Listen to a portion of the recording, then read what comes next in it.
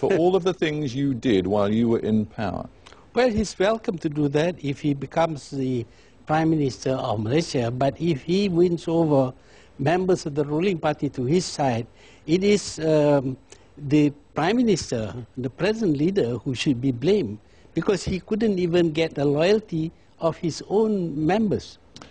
It wasn't the current Prime Minister who was in power when Anwar Ibrahim was savagely beaten during his time in detention. But savagely beaten? I know he was slapped and he had a black eye, which was very useful for election purpose.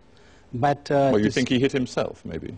I don't know what happened, but the IGP admitted that he assaulted Anwar, but that wasn't me, the IGP. How will you respond if Anwar Ibrahim comes to power and he, as he said on this program and elsewhere, that he wants a full and thorough public inquiry into all of your, Dr. Mahathir's misdeeds? How will you respond to that? Well, he is welcome to do so, but I hope that he finds people who are neutral, who are impartial, probably foreigners, because I don't trust the people that they put after people they don't like.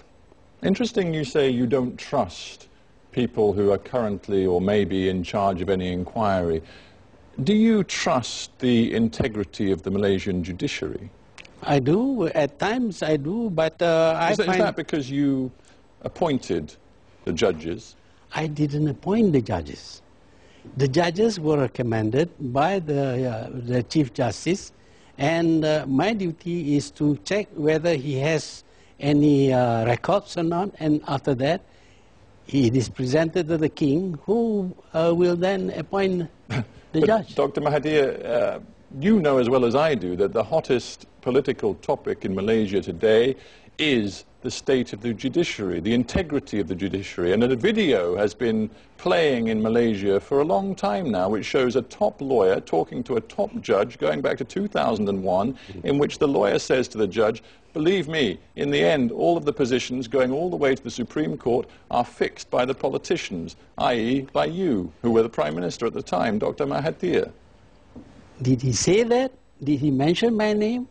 He didn't mention your name. He said, this will be fixed. This goes through the political system. Well, you ran the political system. I'm not so sure about that, but the fact is that this man had his video taken because they were intended to blackmail him. He happens to be my lawyer defending me at this moment for libel against Anwar. And this tape came from Anwar. Anwar had these things recorded in order to blackmail this lawyer. But the point is, the current government, led by Prime Minister Abdullah, who is nominally, or despite what you've said on this program, is of your party, Prime Minister Abdullah has now essentially apologized. He's said, both to the Supreme Court Justice that you removed and to other judges that were suspended or removed during your time in power, he said sorry to them. He said that he wants to offer them monetary compensation. Fine, but it's a political move. Something, a man who is very unpopular at the moment, wanting to show that he's going to do something right. And that, Dr. Mahathir, is my point. The Malaysian people no longer want to live with the system you created. That's why Prime Minister Abdullah is essentially dismantling the system that you created. No, he's not dismantling the system. He is making use of the system in a worse way. Nobody can say anything against him. He has newspapers which only reports about him and how great he is, and he was misled by his own supporters into believing that if he holds the election now, I mean this is 1.5 years before the end of the term, he would win. He would have a clean sweep. If you look at the records, he made statements that he would win the election with 0 for the opposition. The more I listen to you talking about Prime Minister Abdullah, the more I wonder, why did you choose him to be your successor? Well, these people are very smart in hiding their true character. He was known as Mr. Clean, and I thought I would appoint a clean person to succeed me. Although he was not the one with the highest votes in my party. But I thought that he was older, and I appointed him, thinking that he is not going to do anything very wrong. But this man gives priority to his family rather than to the country. So it was a fundamental lack of judgment on your part? Yes, I'll admit that, but we all make mistakes, you know. The British people voted in people like Blair who told lies.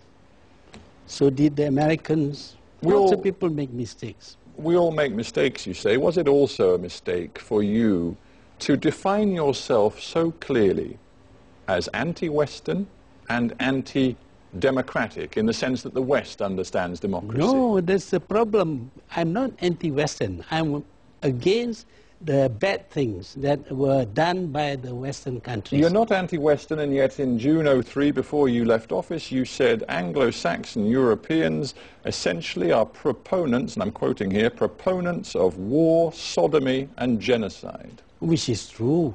You must admit. But you're not anti-Western. I'm stating the fact. This is their character, and I will continue to say so. So when you come here you sit in the Hard Talk studio in the heart of London, you regard yourself, do you, as in one of the headquarters of war, sodomy, and genocide? Well, I come here, of course, expecting to be lambasted by you, because that is the way you work.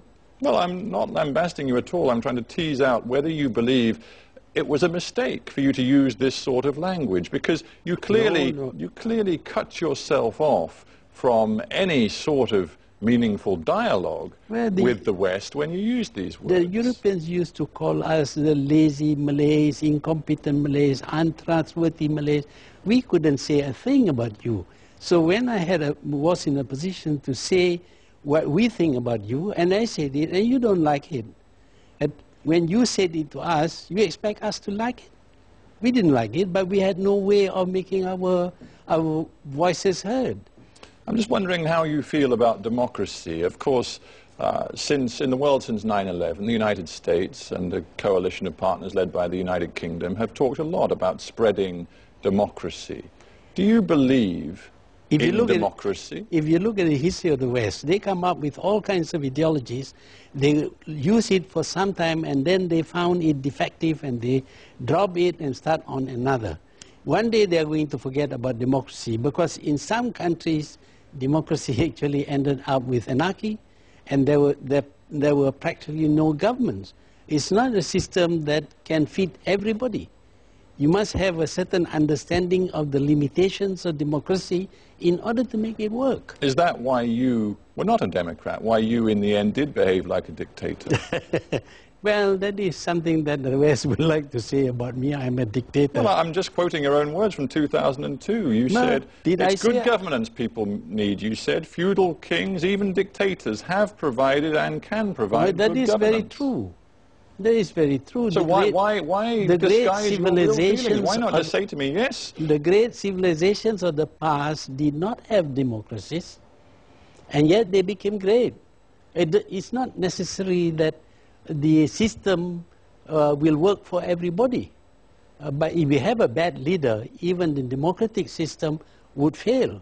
You must remember that it is a democratic country which dropped atom bombs, killing 200,000 people. How do you think the Malaysian public will respond to you saying, look, you know what, democracy isn't the best system, and in fact dictatorship can often work better? I went through 5 elections, and I won all the elections with a 2/3 majority. Without a free press, locking up many of your opponents. That you go again about locking up many of my opponents. Who were they?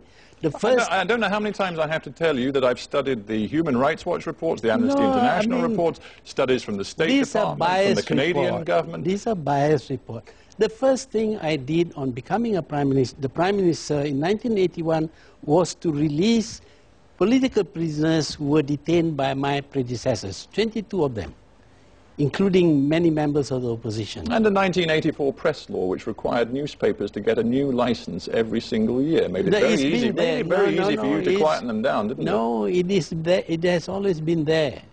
The press law has been there because we live in a country. You know you did. Oh, no, I didn't. I didn't do that. But I don't know where you get your information from. But the fact is that